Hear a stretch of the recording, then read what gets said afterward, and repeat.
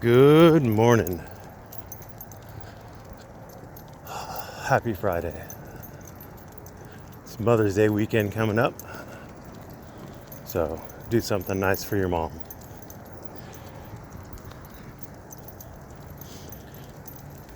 I think there's a lot of confusion, not necessarily in this community, but in the retard communities in general, as to what you can do with debate and what you can't. Debate is a fun way of persuading, not necessarily your debating opponent, but any audience that might be observing the debate, that your opinion about a topic is a better opinion than your debate opponent.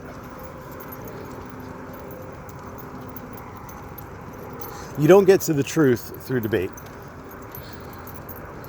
Reality is never found through debate. You could have a debate on whether the sky is blue or the sky is black. And the guy who's debating that the sky is black might win. The guy who's debating the sky is blue might win. Doesn't matter who wins the debate. The sky is whatever color the sky is. Reality is better described, is better understood through science. Way better understood. Because science doesn't care about your opinion. Science doesn't care about anybody's opinion. Science is just after the facts, just after reflecting reality. Oh, well, what about when science is wrong, John? What about when science is wrong? Well, science has been wrong. For a long, long time, people thought the earth was flat. They didn't know better. Looked flat, felt flat, it's got to be flat. Then about, it was before the Common Era. I think maybe 1,000 or 2 years before the Common Era. It was a long time ago. The Greeks figured out by measuring the shadows of two sticks at noon on the same day, one in Alexandria, Egypt, one in Greece, they determined that the earth was a sphere. And they got the size of the sphere pretty darn close. And science won. Well, except that we lost that science. And so we went back to a period of not knowing, ignorance. And we developed the idea that the earth is flat because, of course, it has to be flat. The Bible says that there's a dome over the earth, etc., blah, blah, blah. The Bible must be true. But science, being science, kept pointing out the truth. Kept pointing out the obvious flaws in that particular system. Why that system wouldn't work. Why that seemingly logical system wouldn't work. And so science wins.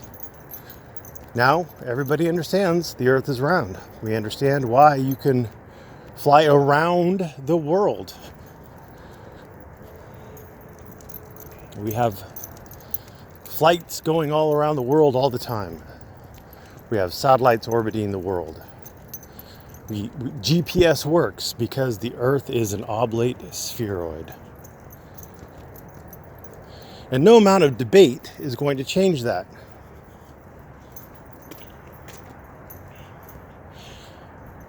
Debate is only good, only useful for trying to change people's opinions, not facts.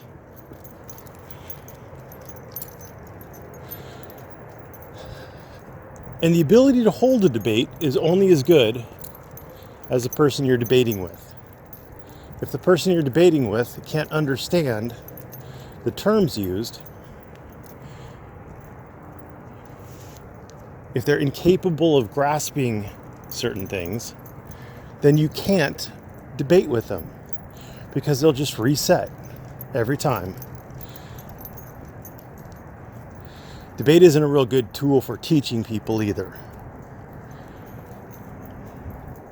It's really good, though, for swaying opinions. That's why politicians use debate. Or at least they used to.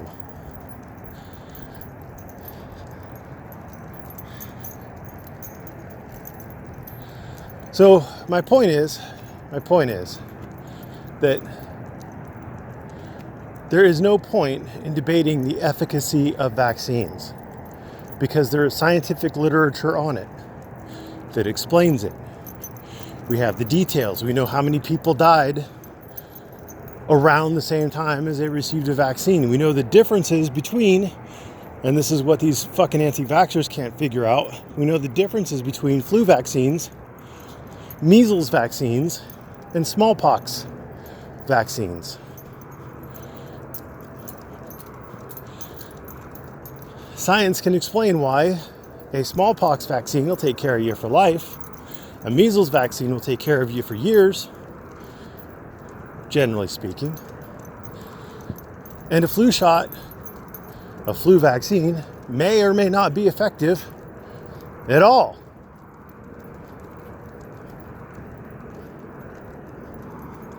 But the anti-vaxxers can't grasp that. The flat earthers can't grasp how satellites work. They think they're being held up by balloons, for fuck's sake. Magical balloons that don't blow in the breeze, that stay on the same tracks orbiting the Earth, or the geostationary ones. So there's some balloons holding up some satellites that travel around the Earth really fast, and there's some balloons holding up some satellites that just aren't affected by winds at all. It's that kind of shit.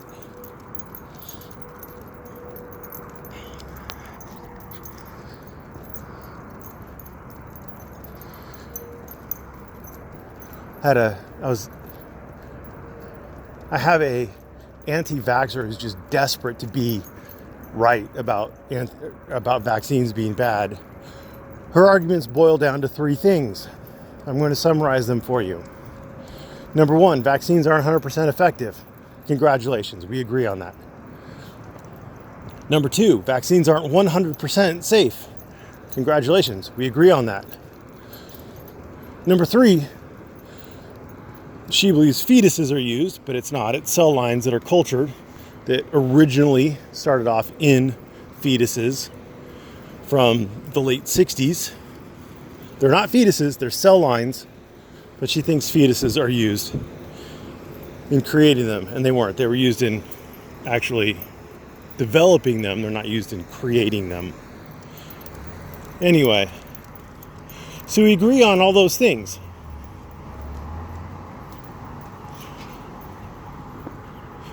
But she's not smart enough to understand that. And she thinks that somehow by continually stating over and over again that they're not 100% effective, she can't really understand how effective they are or aren't because she believes all the bullshit. But there is scientific literature out there showing the relative safety, the relative efficacy of them. She thinks by showing me that over and over again, by tagging me onto that over and over again, that that's somehow going to change my mind. She doesn't understand that I am not arguing those points. I've never argued those points. My point has always been that the scientific literature shows that vaccines are orders of magnitude better for you than not vaccines. Vaccines have saved millions, hundreds of millions of people's lives. We don't have smallpox in the US, or if we do, it's very rare because of vaccines. Polio is essentially a thing of the past because of vaccines. These are real diseases that would really kill you.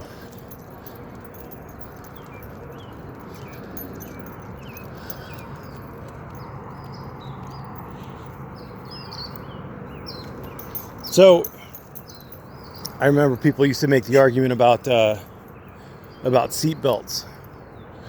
That, there's a 1 in a million chance that if you get in an accident, you might be thrown clear of the car and walk away when you would otherwise have been killed. And therefore, you should be forced to wear a seatbelt. No, the odds of that happening, the odds of you being safer without a seatbelt versus being safer with a seatbelt are astronomically low. You are much safer with a seatbelt on. You are much safer with a vaccine. And as an added bonus with vaccines, society itself is significantly safer. People with weakened immune systems are significantly safer if everybody who is capable of getting a vaccine gets a vaccine.